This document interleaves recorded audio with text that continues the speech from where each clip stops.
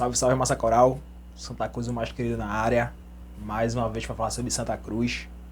E como sempre, né, de começar, a gente pede para vocês ajudarem a gente a continuar crescendo, a continuar trazendo um conteúdo sobre Santa Cruz diariamente. Então a gente pede para vocês se inscreverem,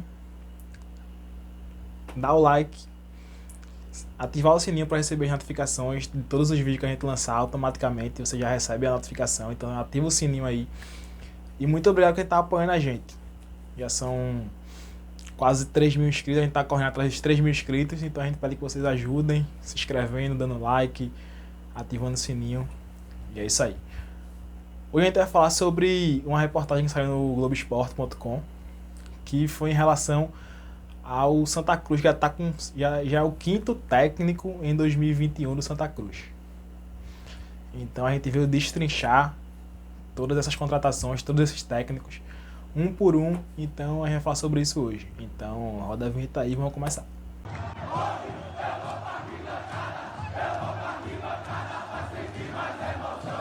Como eu falei, né? Essa semana saiu uma reportagem no Globo Esporte que entre todos os times da Série A, B e C, entre os 60 times, o Santa Cruz é o time que mais mudou de técnico nessa temporada 2021. O que é bem alarmante assim, né? Porque a gente tá na metade do ano ainda e já temos o 5º técnico no nosso time nessa temporada. Então vamos começar falando de Martelotti, que foi o primeiro técnico que iniciou o ano, que veio do ano passado, 2020, mas iniciou 2021. Foi contratado ano passado após a saída de Itamar. Itamar pediu para sair e o Santa Cruz foi atrás de Martelotti, que já era um velho conhecido da gente, já subiu com a gente para a Série A, já fez boas campanhas, campeão pernambucano. E chegou o Martelotti. Itamar já vinha fazendo um bom trabalho, o Santa Cruz já era líder do grupo. E ele conseguiu manter o time bem até o quadrangular final. Porém, no quadrangular final, como sabemos, a gente não conseguiu acesso. Aí foi nessa época que houve a troca de gestão, que saiu a gestão passada de Tininho e entrou o Pro Santa de Joaquim, né? E o Pro Santa de Joaquim optou por não permanecer com o Martelotti no time, que pra mim já foi um erro. Enfim, eu vou comentar isso mais à frente. Optou por não permanecer com o Martelotti e demitir o técnico. Aí contratou João Brigatti. Se o critério da gestão era não continuar com o Martelotti por ele não ter conseguido acesso, João Brigatti na mesma temporada não tinha conseguido, na temporada passada também não tinha conseguido acesso com o Paysandu, ficou na mesma condição do Santa Cruz, também não conseguiu acesso e veio para o Santa Cruz. Se Martelotti não ficou porque não conseguiu acesso, porque Brigatti merecia a chance. Enfim, contrataram o Brigatti, houve brigas no meio do caminho, demitiram o Paulinho, Didira. Brigatti teve que trabalhar com muitos jogadores da base e teve seu trabalho meio que prejudicado por isso, né? Brigatti ficou no Santa Cruz 12 jogos, que foram 7 na Copa do Nordeste, que foi aquele desastre na Copa do Nordeste. Apenas uma vitória em cima do Fortaleza. 4 pelo Pernambucano e 1 pela Copa do Brasil, que foi aquele jogo contra aquele Ipiranga, que foi aquele primeiro jogo da Copa do Brasil de Santa Cruz. E foi demitido após aquela derrota para o Botafogo da Paraíba, que foi aquele jogo que não valia nada, aquele último jogo da competição, da fase de grupos, que já estavam os 2 eliminados, e mesmo assim o Santa Cruz ainda conseguiu ser derrotado pelo Botafogo da Paraíba. Após aquilo, o Santa Cruz ia enfrentar o Cianorte, mas a direção preferiu já demitir Brigatti ali, e Brigatti ficou esses 12 jogos, pouquíssimo tempo também de trabalho, e muitas coisas que prejudicaram o trabalho dele, e ele também teve culpa, claro. Mas ele não tinha um elenco pronto, ele não tinha tantas contratações, teve que trabalhar muito com a base, como eu falei anteriormente, e foi o 2º técnico demitido do Santa Cruz. Com a demissão de Brigatti, Santa Cruz foi ao mercado novamente, foi atrás de Alexandre Galo. Aquela passagem relâmpago de Alexandre Galo pelo Santa Cruz, foram apenas 3 jogos, 2 derrotas e 1 empate. Não tem nem como falar não tem nem como analisar a passagem de Alexandre Galo pelo Santa Cruz, né? Foi uma passagem relâmpago, poucos dias, Saiu depois daquele jogo contra o 7 de setembro que a gente perdeu, que teve até aquele gol de cobertura daquele baixinho que chamava Grafite. E ainda saiu falando do clube, saiu falando da direção, saiu... Da direção não, saiu falando que o clube não tinha estrutura, saiu falando que a academia não tinha estrutura, que era uma academia ultrapassada. E inclusive o Santa Cruz colocou ele na justiça agora para receber uma multa de 100 mil por ele ter se desligado do clube.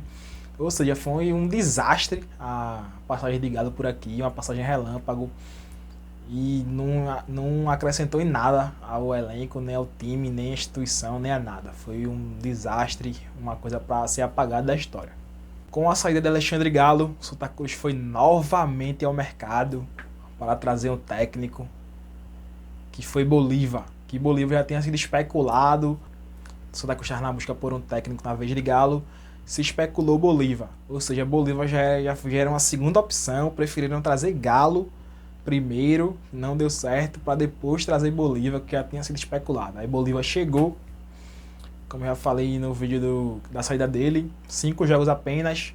Aquele jogo contra o Afogados que foi para os pênaltis, ele já estava na beira do campo, depois foi a semifinal contra o Náutico.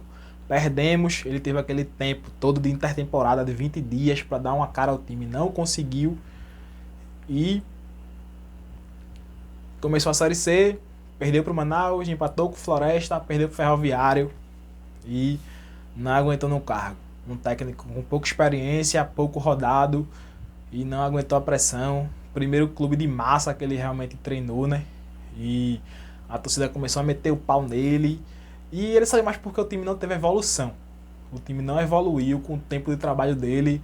A direção, que já, na minha visão, já tinha o pé atrás com ele, porque quando foi contratar Galo, contactou ele, mas ele não veio, ou seja, a direção já estava meio assim, não é esse e tal. Aí trouxe, mesmo com essa insegurança, e não deu certo também, e foi demitido, e ninguém mais nem viu falar dele nos últimos dias. E agora chegou o 5º técnico da temporada, Roberto Fernandes, que não pode mais ser trocado, quer dizer, pode ser trocado, mas não por outro técnico do mercado. Santa Cruz não pode mais buscar técnicos fora no mercado. Tem que se demitir. Roberto Fernandes vai ter que trazer alguém da base ou vai efetivar Roberto de Jesus, que é auxiliar fixo. Isso é o que vai acontecer se Deus o livre, Roberto Fernandes não der certo. Vai ser efetivado Roberto de Jesus. E como a média de jogos dos últimos técnicos de Santa Cruz são apenas 5, 6, né? Porque Galo ficou 3, Bolívar ficou 5, Brigatti ficou 12, mas a média é bem baixa de jogos. Pela média, se Robert Fernandes não for bem, não vai ficar nem até o fim do turno da Série C. E se isso acontecer, que Deus o livre, que Roberto Jesus será efetivado.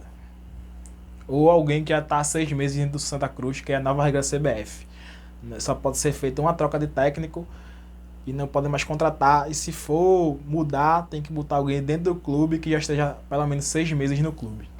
Ou seja, Roberto Fernandes tem que dar certo de todo jeito. Agora, né, vou citar alguns erros na minha visão. Vou citar alguns erros da diretoria. Primeiro, não era para ter demitido o Martelotti no começo do ano. Se queria manter uma estrutura, uma base, como eles começaram pregando isso, né? Até mantiveram Pipico, Paulinho, Didira, William Alves. Vamos manter uma base assim. E demitiu o técnico por quê?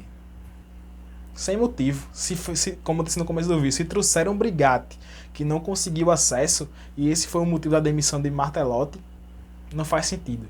Eu acho que demitiram Martelotti porque ele era técnico da gestão passada e queriam fazer essa reformulação. O erro 2, já na era Brigatti, trouxeram Brigatti, não deram um elenco assim tão qualificado a ele, não colocaram para ele trabalhar com muitos meninos da base. Ele também tem os erros dele, mas o erro da direção, na minha visão, foi esse. Ter colocado ele para trabalhar com muitos garotos e não ter dado um time assim tão qualificado a ele.